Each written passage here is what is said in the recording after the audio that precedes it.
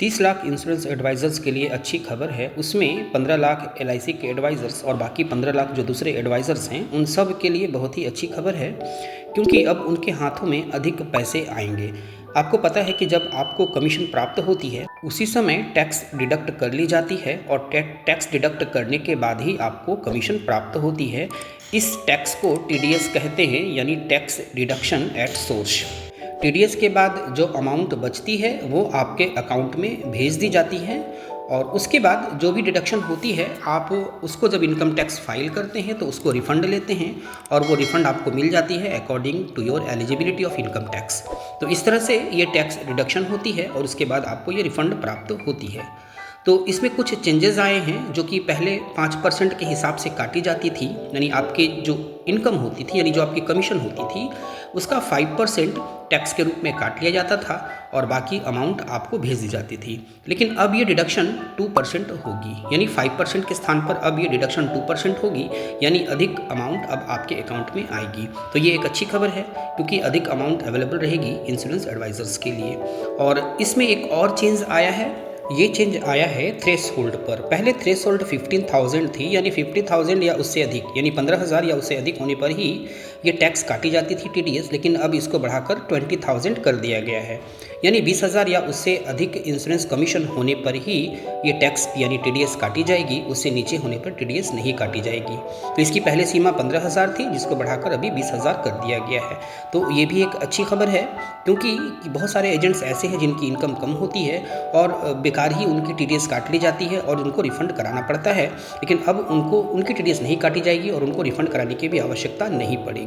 ये सारे amendment finance act 2024 के सेक्शन 194D यानी पेमेंट ऑफ इंश्योरेंस कमीशन के अनुसार लागू किया गया है और ये लागू हो जाएगा, इफेक्टिव होगा from 1st day of April 2025 से, यानी 1 अप्रैल 2025 से यह नियम लागू कर दिया जाएगा। और ये जो सारी चीज़ें बताई गई कि 5% के स्थान पर 2% अब टीडीएस काटी जाएंगी, ये सारी चीज़ें 1 अप्रैल से लागू हो जाएंगी। इस पर और भी ऐसी वीडियोस अपलोड की गई हैं जिसमें यह बताई गई हैं कि एलआईसी एडवाइज़र्स के कमीशन में कुछ चेंजेस आए हैं, यानी उसके स्ट्रक्चर में कुछ चेंज आया है, लेकिन ओवरऑल कमीशन कमा नहीं है।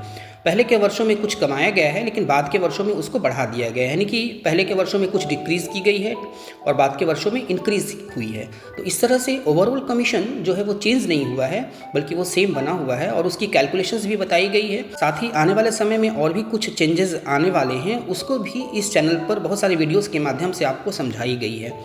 तो उन सारे वीडियोस को आप ज़रूर देखें और समझने का प्रयास करें कि इंश्योरेंस इंडस्ट्री में ये चेंजेस क्यों आ रहे हैं और आने वाले समय में जो भी चेंजेस आने वाले हैं वो क्यों आएंगे, गवर्नमेंट और आईआरडीए ऐसा क्यों कर रही है और इससे क्या लाभ होगा। इन पर पूरी डिटेल्ड वीडियो, उसका सही और सटीक विश्लेषण इस चैनल पर बहुत सारे वीडियोस के माध्यम से अपलोड की गई हैं। उन वीडियोस को आप ज़रूर देखें और ये सारी वीडियोस अलग अलग ग्रुप में प्लेलिस्ट के माध्यम से सजा कर रखी गई हैं। उन प्लेलिस्ट को आप फॉलो करें, उन प्लेलिस्ट में देखें अपने रिक्वायरमेंट के अनुसार। जो भी एलआईसी के एडवाइज़र हैं वो ज़रूर उस सारे प्लेलिस्ट को फॉलो करें।